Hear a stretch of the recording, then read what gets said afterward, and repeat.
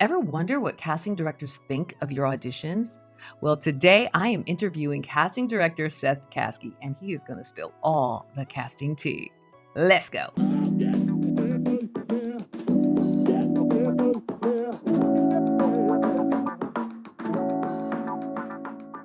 So, before I introduce you to Seth, I want to read his bio just so you can get a sense of some of the casting work that he's done.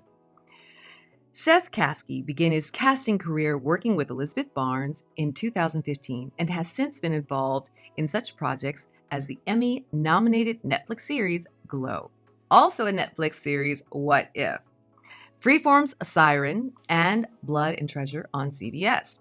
He recently partnered with Elizabeth as co casting director on the Quibi short form series Don't Look Deeper and the Freeform pilot Close Up. Most recently, he worked alongside casting director Julie Kim on the Freeform pilot and since picked up series Single Drunk Female. During 2020, Seth began regularly posting content on Instagram in an effort to help inspire and support actors in navigating this post-pandemic self-tape and virtual auditioning landscape. Without further ado, so let's talk a little bit about auditions. This question has to do with in the room or in a self-tape. What is the first thing that you notice about an actor when you see them on tape or in the room? So much of casting is what you get from a performer or an actor energetically. Yeah. When you turn the camera on, like what am I getting from you just by you walking in the room in the old days, coming onto a Zoom call, putting on that self-tape? There's just going to be some sort of impulse or vibe that comes off. And I think it's the actors that there is a confidence to them, not in a cocky or arrogant way, but in a, I'm owning my time and my space in the room when they came in the room or on a self-tape, really treating that self-tape like they would treat a take, and they are presenting, here's my version of this character. Yeah. Based on the script analysis I've done, based on the breakdown I got, this is my version of it. And actors who can really sort of stand in the confidence and own themselves, I think that is that stands out, or those are the actors that you sort of spark to or pay attention to, because they just bring something with them that's intangible but is very much recognizable. Nice. Do you think that actors should be off book when they when they audition? It's a yes. I guess I can answer that question in degrees. Mm-hmm. If you are coming in, or self-taping or coming in for a Zoom appointment for a co-star, Mm-hmm. one or two lines, a page at the most, and you've had more than 24 hours with the material, Yeah. I do feel you should be off book, because there's a chance that you could show up on set and get new pages, and in 4 hours you're shooting it and have to be memorized. So, you're not memorizing chunks of dialogue. You're not memorizing a bunch of blocking. You're memorizing 2, 3, 5 lines. Right. Those you should be able to come in and do off book. Mm-hmm. That being said, it's an audition. I'd much rather you have the paper in your hand and be off book and have the page there if you need it, than you not have it, forget this is more in the Zoom or when we get back to in person. Yeah. That like, I'm so sorry, I forgot the thing. Like, I'd rather you have the page, that way you could just go down and get the line. Mm-hmm. For self tapes, I think, yeah, you can have the page or not. It's up to you. Mm-hmm. For series regular, you're getting, or big guest stars or series regulars where you're getting multiple pages, multiple scenes. In my opinion, and sort of the way our office works, I think up until you're testing, have the pages, right? I think that it's just going to be, and oftentimes on a pilot, because the script that you get at the beginning of the pilot or the script that we make available to agents is going Right. to be oftentimes very different from what they end up shooting. That's And right. I can't tell you the number of times that I've put out appointments for, 2 days from now, then we get new pages, and then we're rushing to get those actors those new pages, and that they Mhm. hopefully will get. Hopefully, the reps have got them to them, but they may or may not. So they may walk into an office, or you know, we email them right before the session to make sure they have the right pages. They don't. Things change. That's So right. having that there for them, I think is Mhm. only helpful, and I think that it just gives the actor a sense of confidence, or that they can bring that confidence in knowing that if they need the words, they're there. Absolutely. I mean, my next question was, if an actor is off book, should they um, keep the sides with them? And you pretty much just answered that question, because it's nice to have them if you need them, even if you're. And in my opinion, it's subconsciously reminds them that this is a reading and this can be changed, right? That this is a work in Mhm. progress. Even if you're doing incredible work, by holding the script subconsciously, you're saying, hmm, this is just the beginning. This can grow and change.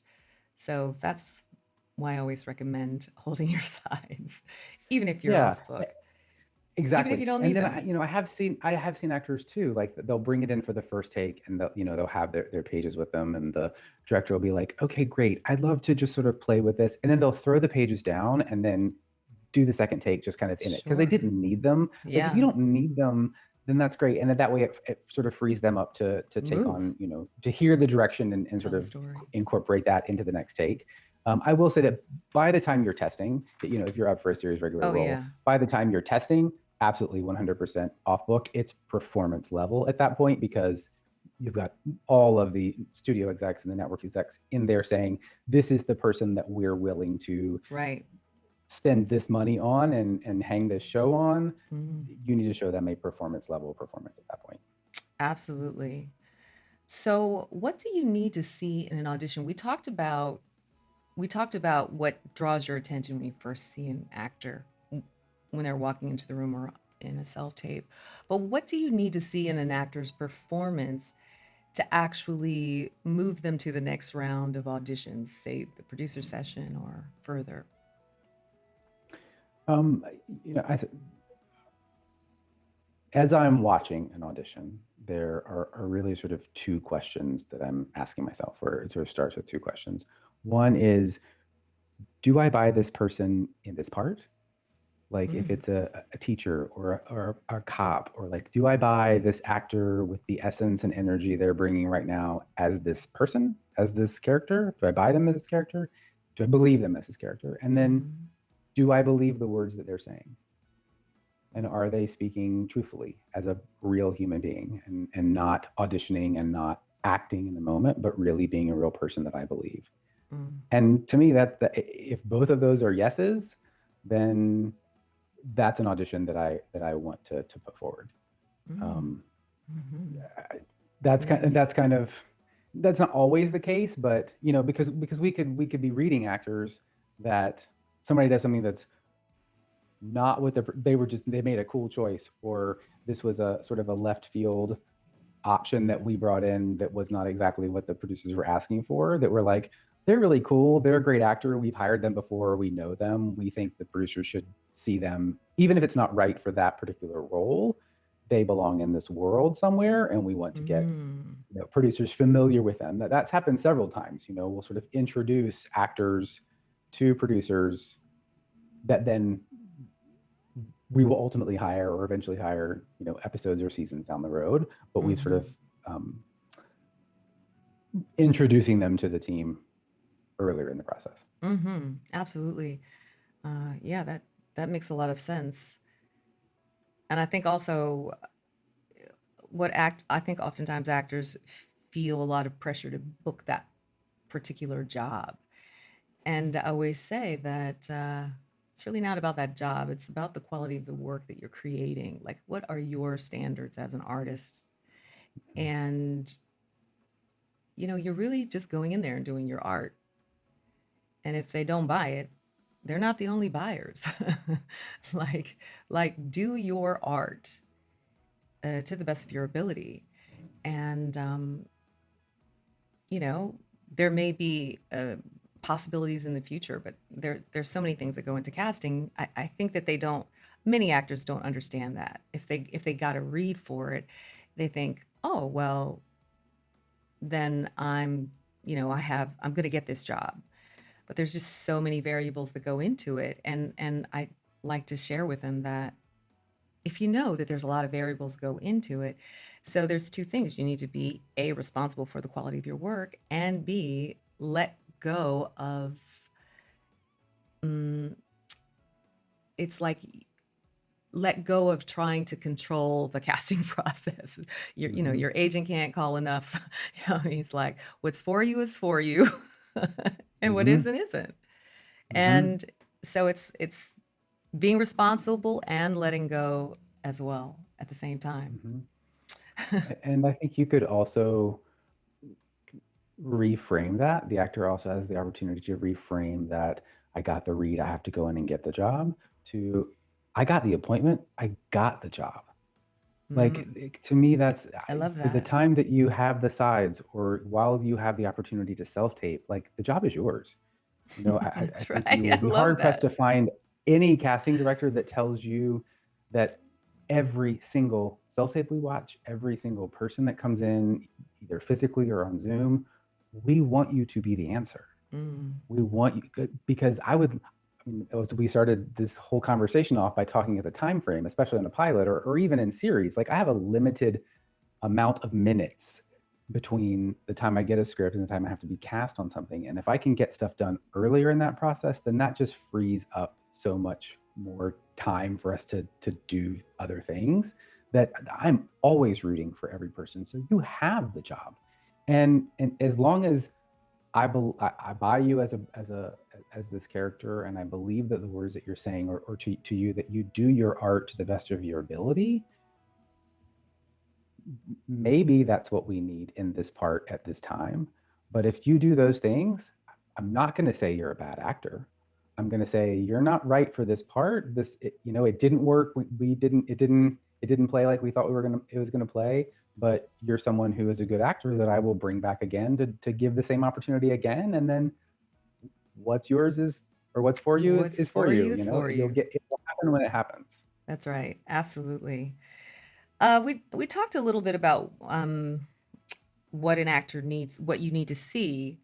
Is there anything in particular that makes an actor memorable in the room?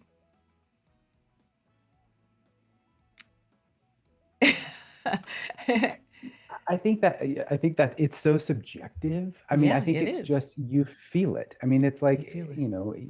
people that you meet, that you meet out at a party, or you meet out running errands, or someone you meet in class. Like, I don't know how to give you a, this is what makes me connect to this person, or this is what makes this person stand out to me. It's just it's an intangible thing that's like, oh, they're really cool, or they just, it's a vibe. I mean, It's a vibe. I love that. Right. I mean, as long as it's not something that turns me off to someone, I think I'm inclined to always be like wanting to find something interesting or memorable, or like, that's, as someone in casting, whenever you see an actor work, it's, for me at least, I go, well, where do I put you in kind of the mind palace of things, of projects that I've worked on in the past, or roles that we've cast in the past? Like, how do I group you in my head? And I think every casting person probably does that differently. So Hmm. I'm already sort of primed to like, okay, cool. Let me watch you work and kind of figure out, you know, are you ready to book a series right now? Are you, would you be great as a 1 or 2 line co-star person? You're still a little green, need some more training, like that. You go in one place in my brain. And then, Mm. are you one of our, and then based on the tones of the shows we work on, kind of, okay, are you kind of in the the what if kind of more glamorous stuff, like over here in this group, or on Glow they liked really real looking people. Like they wanted people who did not look like actors, did not look like they'd just come out of Hollywood. And so like, okay, you fit more in this category over here. And I don't know that that answered your question, Yeah, because I don't really yeah, know that I have absolutely. I a think it's a specific vibe is answer. pretty It's a much it. vibe. It totally is a vibe. Absolutely. What makes an actor forgettable? That's the opposite end of that question. For me, it's an actor who's unprofessional. Okay. And what does that And entail? uh, they, especially if it's in an audition situation, if there's just a lack of caring, and you can tell that in self tapes in terms of the time that someone put into. I'm not saying you have to have all fancy gear and like professional self tapes, but you can very much tell a self tape work that an actor put 10, 15 minutes, 20 minutes into getting a good solid read and sending it off to someone who printed the sides, walked in the room, and didn't really care about what they were doing and didn't put any time into it. And to me, that's just, to me, how you do something is how you do everything.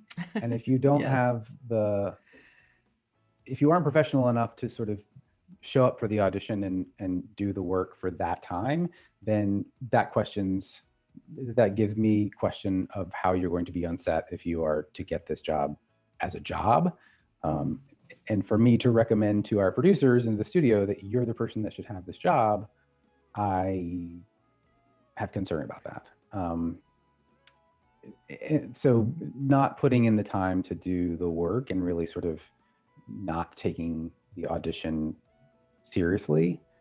And then more so in the days of being in person or just a personal interaction. I guess you can even have that on Zoom, or some actors will send me stuff individually. They'll sort of self-submit their stuff to me, like just not handling it professionally, like especially in the office. Like if they were rude to anyone in the office area, or other actors in the lobby, if they were late to appointments. I mean, and especially in Zoom days, like if you're late to a Zoom call, like you didn't have to go anywhere. Like I can't buy I was at a commercial audition when you're calling me from your bedroom or whatever. Traffic was bad. Yeah. To get from your bedroom Yeah. to your office. Traffic. Yeah. Okay. Cool. Let's talk a little bit about actor resumes. What do you look for on a resume for an actor that you haven't had the opportunity to meet yet, or you don't know their work? What do you look for? My first thing is, have they done film and television before? Like that's always usually oh, she's been a guest star on 4 shows. She can more than handle these 2 lines on this thing. Or like just sort of looking at, have you been on a set before? I think that's kind of my first pass is what have you been working on in film and television? And there are plenty of actors that don't have a lot of film and TV credits yet. So then we start looking at, what else are you doing? Are you doing theater? Are you in class? So my sort of hierarchy of resume really does sort of follow a traditional actor resume. I look at the film and television credits first, see sort of what you've been doing in that area. Then, if there's not a ton there, then what sort of theater projects have they been working on? And then if there's not a ton there, they're still in school or they're really just starting out, then, okay, who are they training with? What sort of classes are they taking? Is there, I love scene study classes. I think that they are really important. I also really look for, is there some sort of technique or like training in a specific sort of process? Because I think that that's important too. To be able to know what to do with a scene, if you get a new scene on set, that you have a process or a technique or something that you can fall back on to sort of figure it out in the moment. Yeah, Mhm. that's I mean, it really does kind of look down those things, just to sort of see, and especially on smaller roles, once we get into a series, I have a I always get in trouble, especially when we were doing in-person sessions. My sessions are really huge, Yeah. um, because I started in this business as an actor, and so I remember what it was like to Ah, get so those you're an auditions. inside ally. Yes, yes, exactly.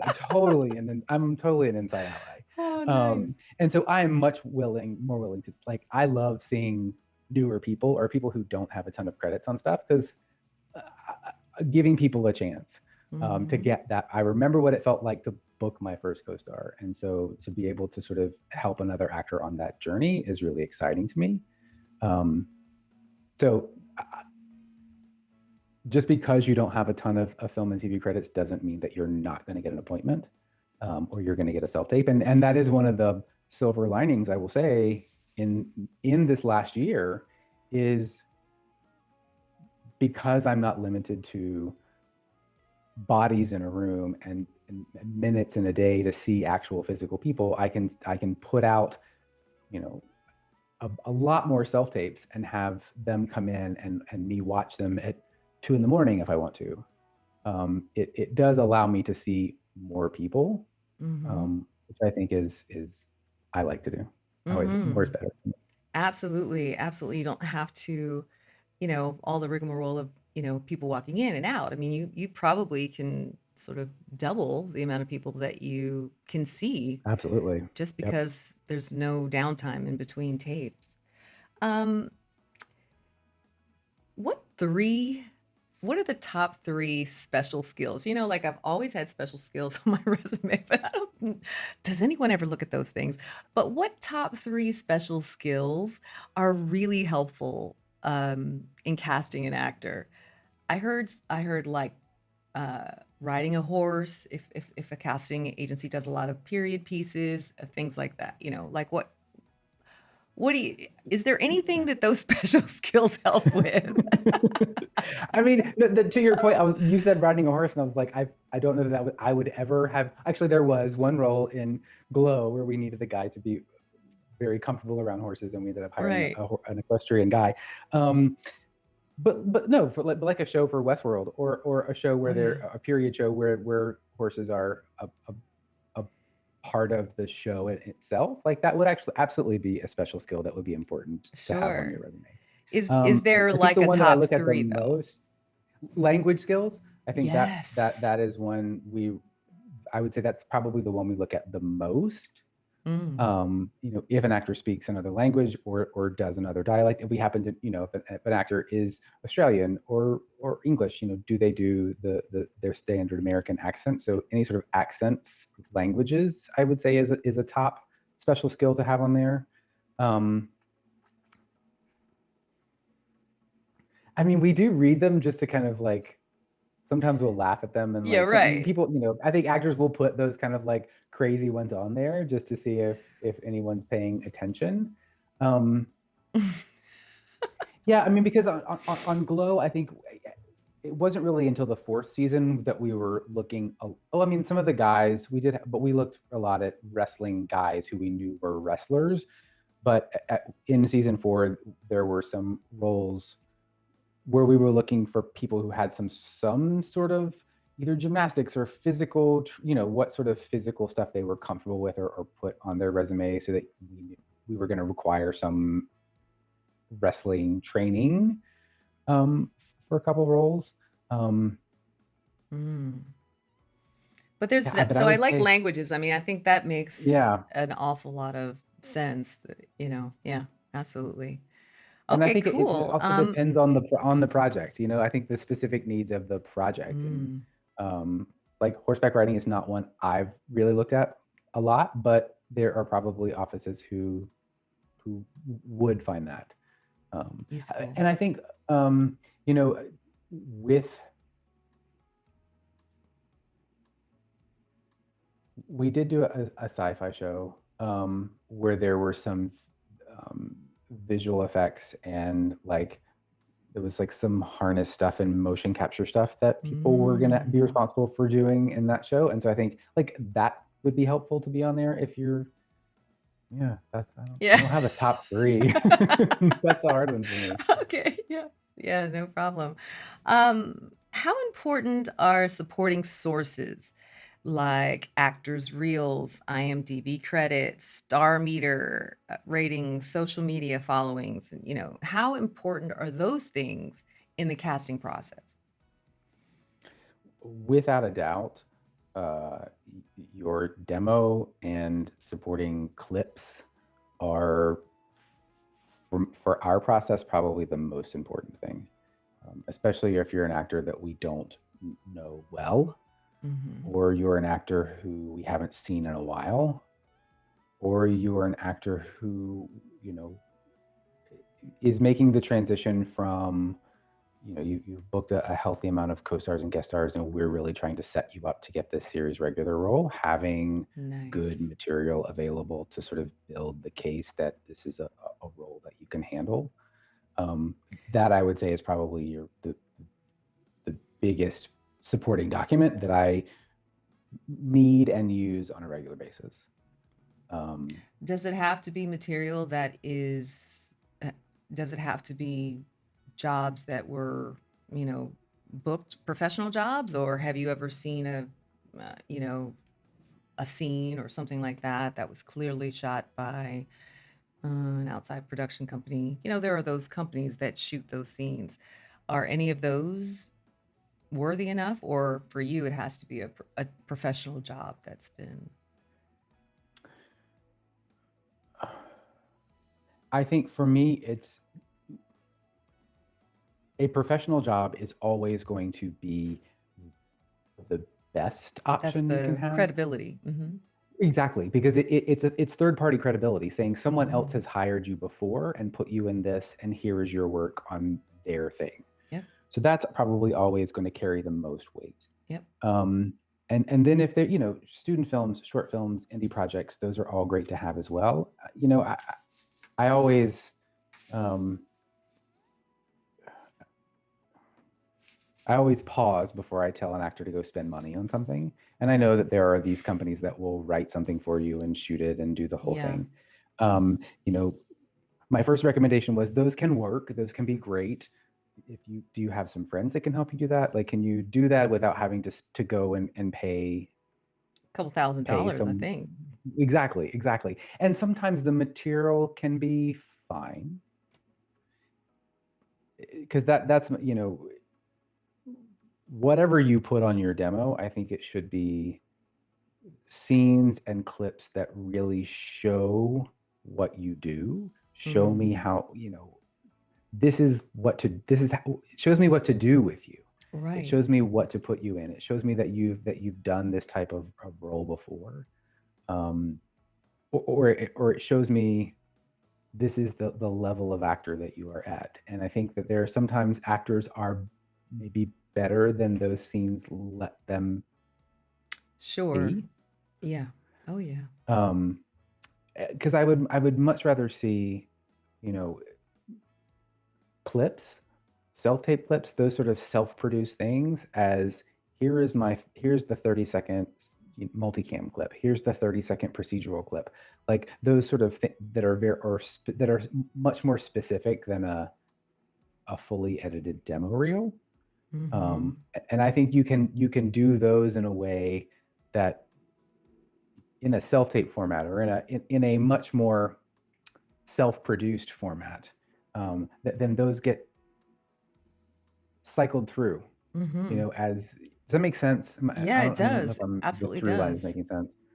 Um, Right, than a fully produced demo reel. You're saying, use the real clips from the smaller roles that you're booking on television, and then maybe you can sort of fill in the blanks or bolster you can show your true talent, because oftentimes those smaller roles don't show what you can really do. Absolutely, So you can really absolutely. show your true talent you can fill it in with a scene like that.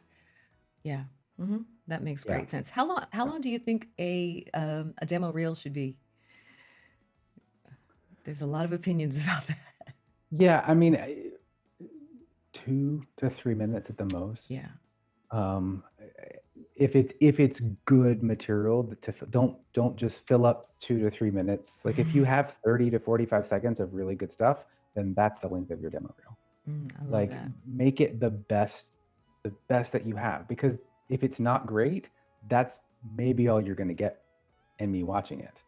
Like I may not even get to this, the stuff at minute and a That's half that you're like, right. oh, but I really that's here. My best Well, scene then is put at that the end. at the beginning.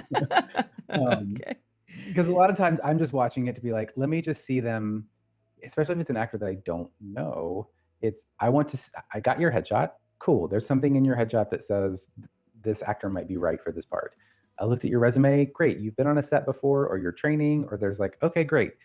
Now let me see you saying words on camera, because there can often be a disconnect between the picture, Yeah. that I saw, that there was something there. I'm like, and then I watch your demo and I'm like, that is not at all the same person. And it's, Right. do I want and making sure that especially if I'm bringing you in the room with producers, just making sure that I'm bringing the right person that I thought I'm bringing in the room, so that you don't walk in the room and it's completely wrong. Absolutely. And I think I think actors don't maybe they aren't aware of how critical it is to look like your picture, because they're bringing you in based on that. And if you've gained weight or lost weight, or you're 10 years older than your last picture, you should really it should not be a completely airbrushed version of you. You can airbrush some, but it should look like you when you walk in the room. Or 100%. when they pull. Yeah, absolutely Yeah. agreed. Yeah. um And but I don't need 12 versions of you. yeah, I right. do say that for actors that, I think 2 or 3 really great photos that capture the essence of kind of, this is who I am as an artist, as a human, as a performer. Like this is the energy, this is the vibe, going back to This that, is the it's a vibe. vibe. I This love is the it. vibe of it. And I think there can be, here's some shades of that vibe, Mhm. but actors that have, 10, 12 pictures on there, it's like, I don't know, like you can't be all of those things. Right.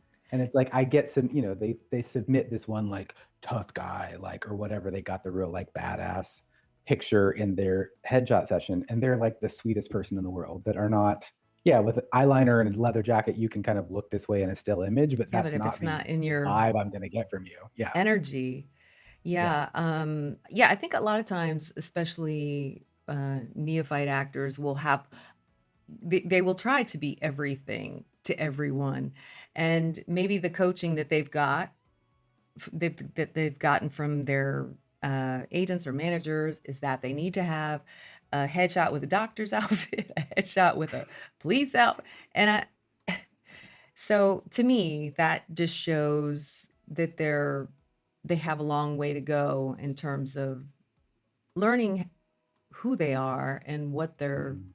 what their product is. What are you selling? You know, Mhm. Mhm. that's important to know what your energy is, what your vibe is. I mean, since I was a young lady when I first started in this business, I never ever booked jobs where I needed help. Like I was never a damsel in distress, Mhm. ever. Mhm. Like out the gate, 22. I was always a lawyer, a detective. That was always, I was always giving the help.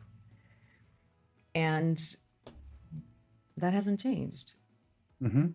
'Cause you And have a credibility, a power, a strength, like a presence to you that is not help me. helpless. Yeah, Right. exactly. It's more, can you help?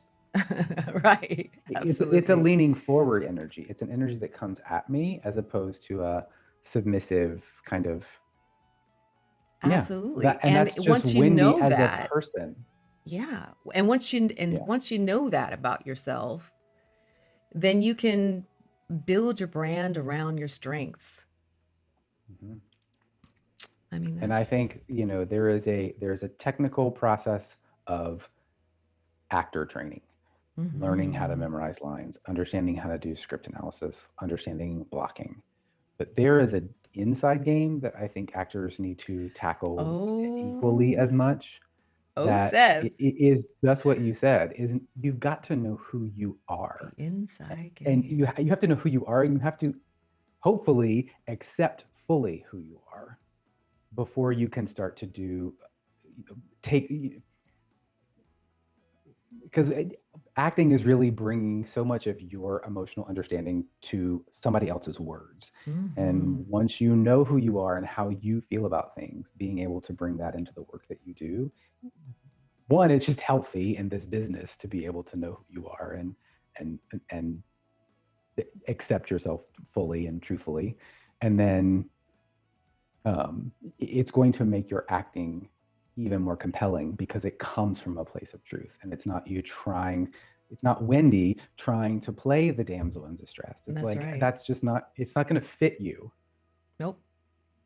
And if you had the helpless like pictures that showed me that this is this, and you come in and you try and do that material, it's like you might be an excellent actor. Like you might have like really worked on it really hard, and it's just going to be there's going to be something in whoever's watching it that goes, there's something off here. It just doesn't feel Read, right. right. Yeah. It's so, so true. It's just very, very important because I don't know where this notion came from that as an actor you can do every role.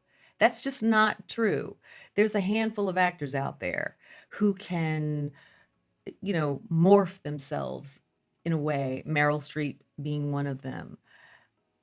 But most actors really just know themselves, most famous actors, they know themselves very well, and then they take roles um, that their strengths can really play into. And, so in agreement with the whole like you don't need 25 pictures, just let's let's catch your vibe in a photo, a Hmm. couple of photos, and that will be enough. Now you mentioned something, I wasn't going to bring this up, but I think it's really, really valuable. You mentioned the inside game of an actor, and being a former actor yourself, you know the inside game. When you see an actor that's bitter, that's been hurt, right?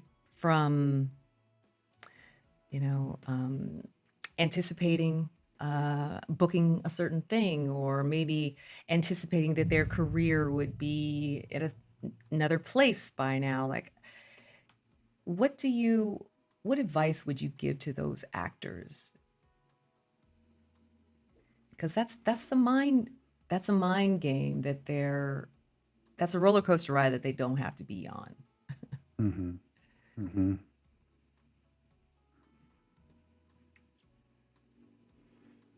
Keep in mind, there's going to be a lot of people who are listening for this answer.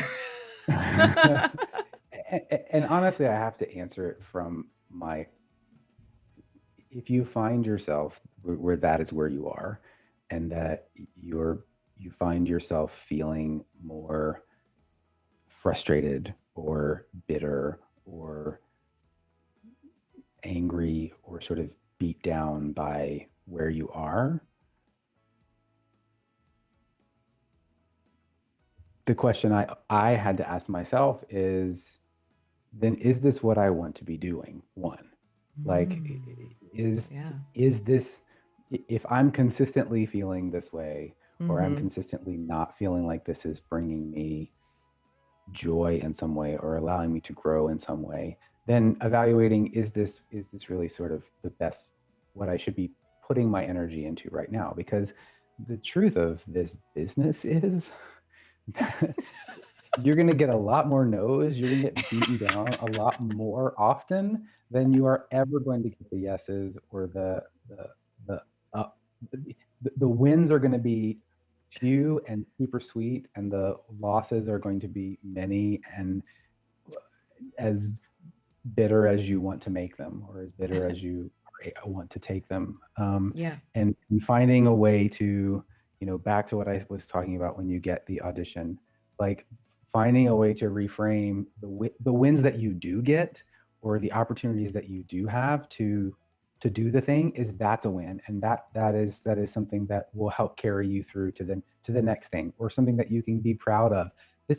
I really do enjoy this job. I really do enjoy acting, and here I get to do it on this co-star for NCIS Los Angeles, or whatever. And it's yes, I'd rather be the star of a Netflix show, but right now this is what I have, and I'm finding joy in this, and that I get to live here and do this, and really finding the moments of joy where they are, I think, is one aspect. And then the other is I feel like sometimes, myself included, we get frustrated or bitter or angry when we feel like things are not working out the way we want them to, or in a way that we think that they should, or in a way that we decided that this is supposed to look. And I think that if you can let go of needing it to be a certain way, if you can let go of attaching yourself to the outcome, and find a way to embrace the process and the journey, that then, yes, the goal is still there, that you're still striving towards this thing, but how you get there, who knows? And I take that back to me. I did start this journey as an actor. Casting is what I was supposed to be doing the whole time.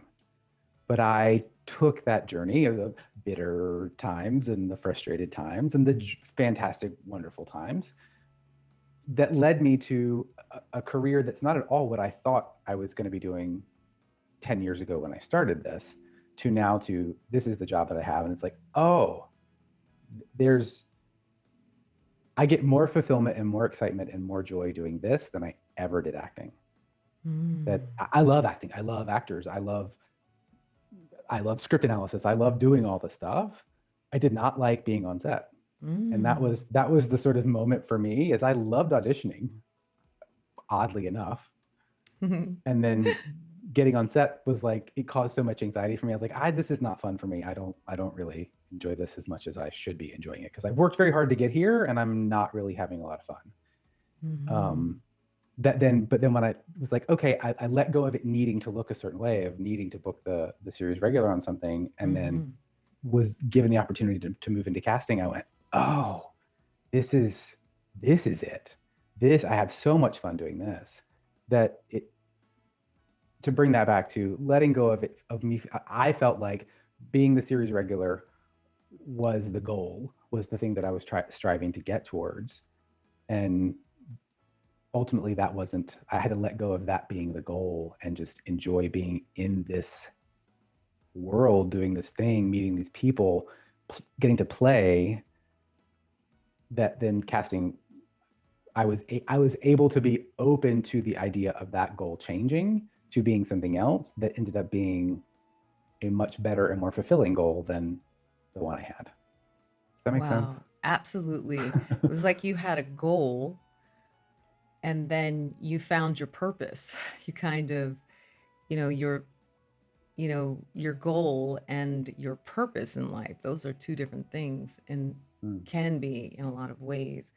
So yeah, that's fantastic.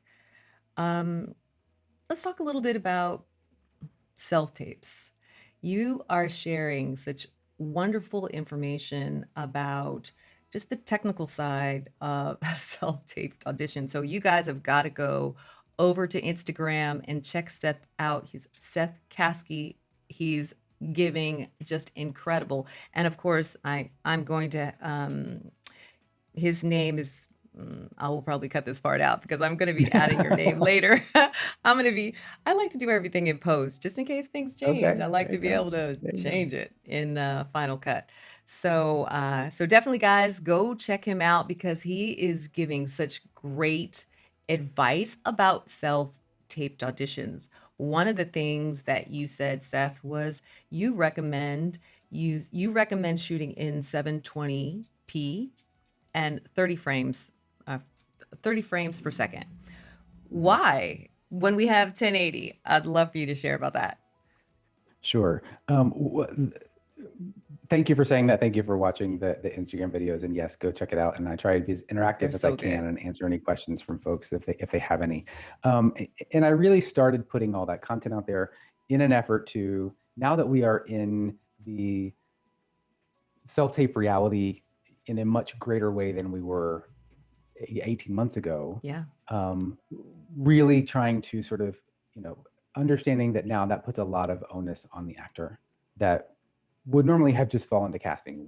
You come into the office and we tape it and upload it and do all of that things. Now we're asking the actor to really absorb a lot of that man hours and work and technical expertise and being DPs and everything. And so finding ways to be able to streamline that and make that as easy and as simple as possible so that the actor can really continue to focus on the work at hand. And so your question about why I recommended shooting at 720 and 30 frames per second, one, it really helps keep the file size down on whatever it is that the self-tape that you're turning in. On a 30-second, 1 minute self-tape, you could shoot it in much higher resolution and it's not going to be obnoxious. But the minute you get up to 3, 4, 5-minute things, those files get to be enormous. Yep. And if you're sending them to your reps to upload, or you're sending them, WeTransfer, Hightail, or you're uploading them yourselves, one, it's going to take up just a lot of bandwidth on the internet to try and get them uploaded. If a bunch of people are trying to upload at the same time, it overwhelms the server that you're uploading it to. EcoCast and Castit both have file size limits, so you could sit there for 15 minutes, which I've done in the office, uploading something to EcoCast, only to have EcoCast kick it back and say that it's too big, and then you have to go through and do all the compression. So 720 at 30 frames is going to, one, keep the file size very small, and then two, I did sort of some test footage where I recorded just some slates in different frame rates and resolutions and put them all up and had people vote on them to see if they could tell me the difference. And a big majority, a third of the people that voted, some people had very specific thoughts about things, but 30% of the people that watched them could not tell the difference between the different tapes. Because on EcoCast, once you upload it, it all gets converted to 720 and 30 frames anyway. So even if you're shooting in 4K, exactly, by the time it gets to EcoCast, it's 720 at 30 frames. That's right. And 4K footage is beautiful if I'm watching it on a 65-inch TV.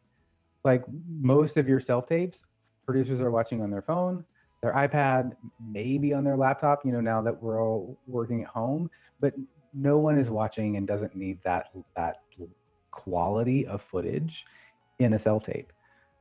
Yeah, and those 4K files are massive. I mean, they're hard to work with. Oftentimes your computer can't even handle those files. So, Yep. Agreed. Yep. Absolutely. And there's just no need. And it's just, I did put a caveat in there that 1080 at 30 is fine too. Especially if you're putting it up on Castit's not going to convert it down. It really just depends on the length of the self-tape. If it's a short self-tape, then that's fine to put it up on Castit, because that way they'll stream it back in 1080. But you don't need to go more than 720 at 30 frames. And 60 frames, the difference between 60 frames and 24 frames, 60 frames, again, it's just going to make the file size bigger because it's taking more pictures per second of video that you don't need.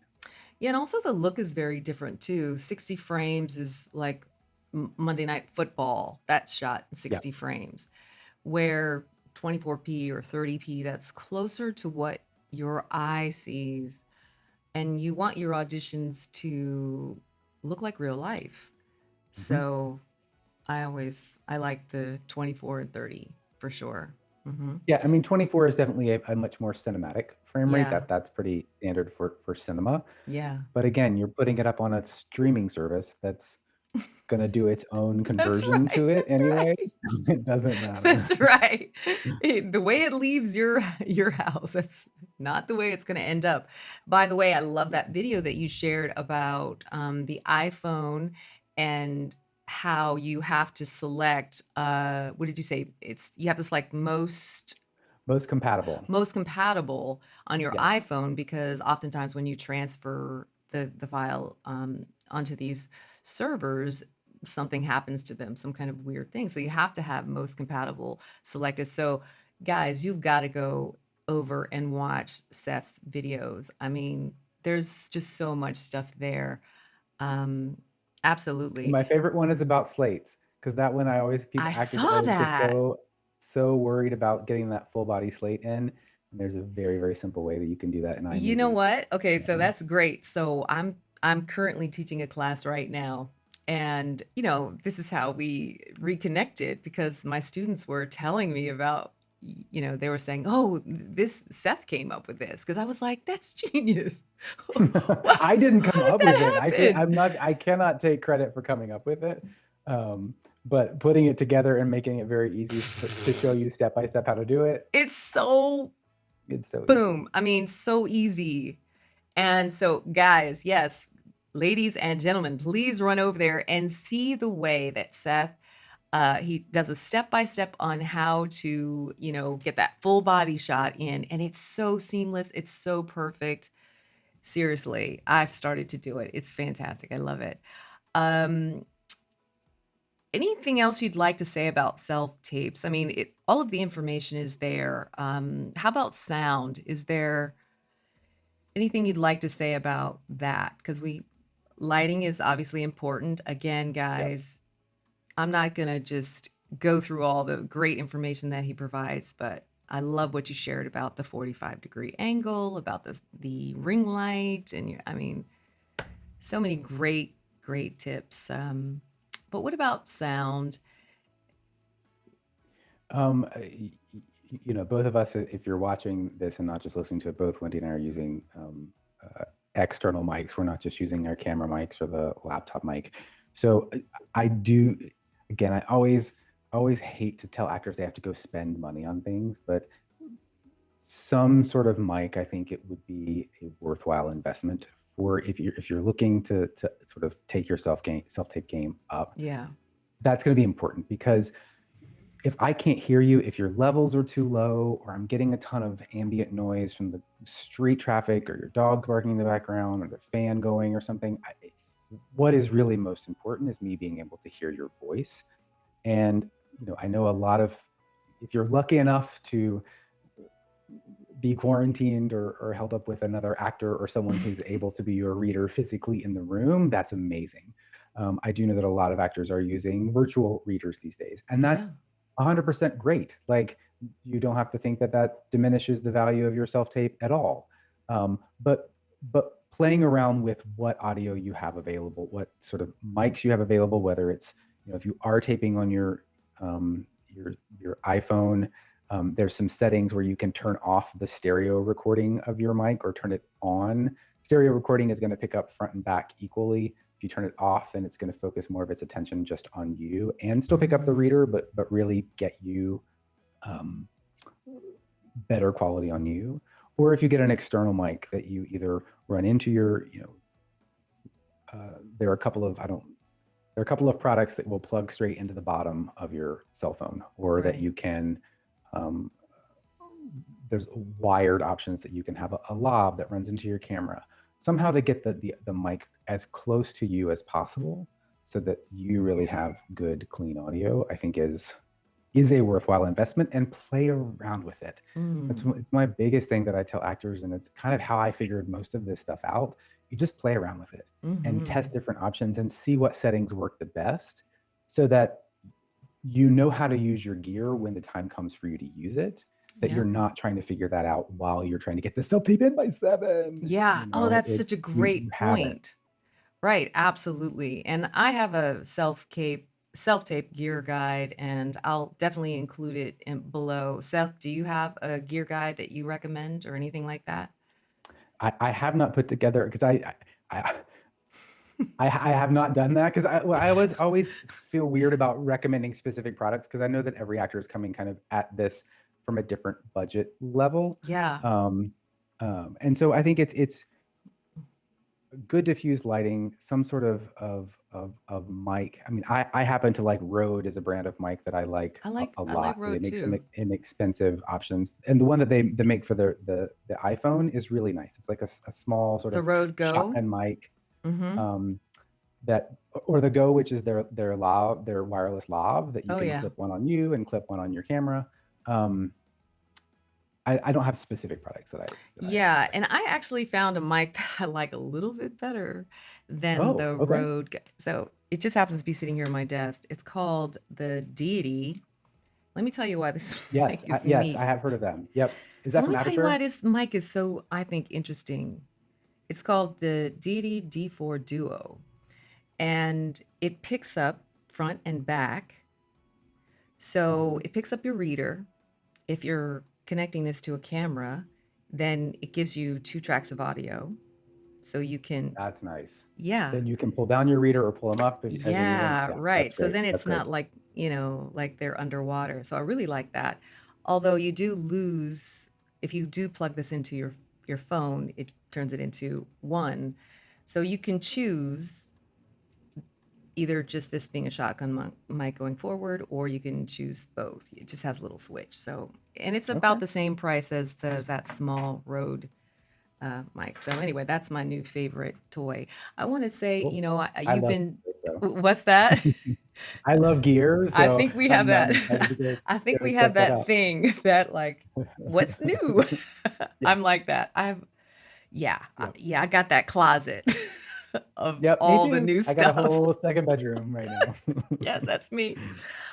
I do want to say to actors though, if this is your life, invest in yourself and invest in your gear. It doesn't have to be the most expensive, but you do need good light and you do need a tripod. None of this, just stack a bunch of books up and put your, no, get yourself a tripod. Get a tripod, get yourself some good light, and get um, a microphone audio because, this isn't your job, it's your life, and so don't be afraid to invest in your dream, like to put that out there. Like, yeah, I'm a professional actor and I have professional actor things. Um, I think it's important, for sure. um, One last question. If there was one thing that you'd love to tell actors that maybe they don't know, what would that one thing be? If you could, put a bug in their ear about something or a secret that you know.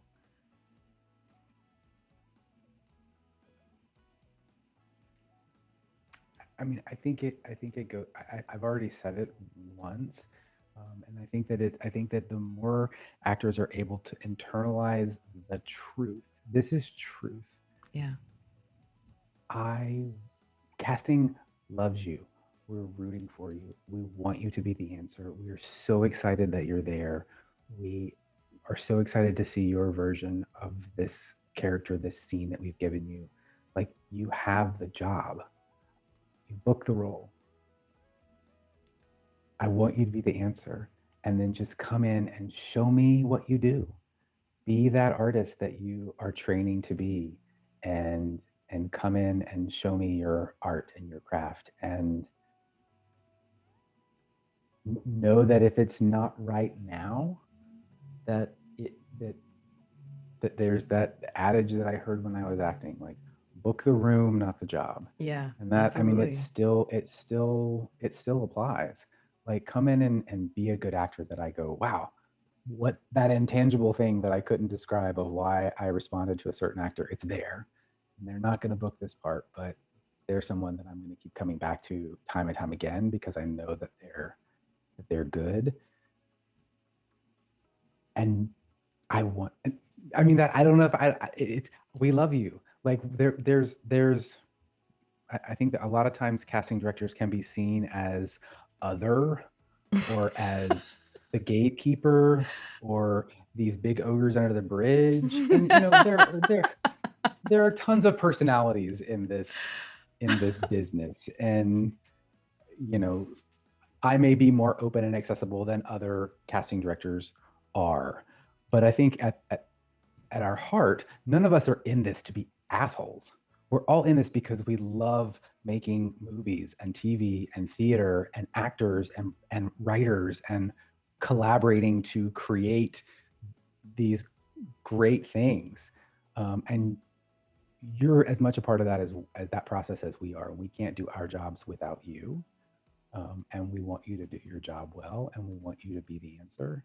And we're rooting for you, even if it may seem like we're sitting over there, not. Right. That's lovely. And I think that that's definitely a message that actors need to hear. So, yeah, thank you for that. So, Seth, thank you so much for sharing your wisdom and your experiences with actors in this way. So we really do appreciate you sharing not only the content that you're sharing on Instagram, which is incredible, but coming here and just really sharing your heart with us. Thank you so much. Well, it's been my pleasure, and thank you so much for having me. All right, well, that concludes this interview. There we go. Woo!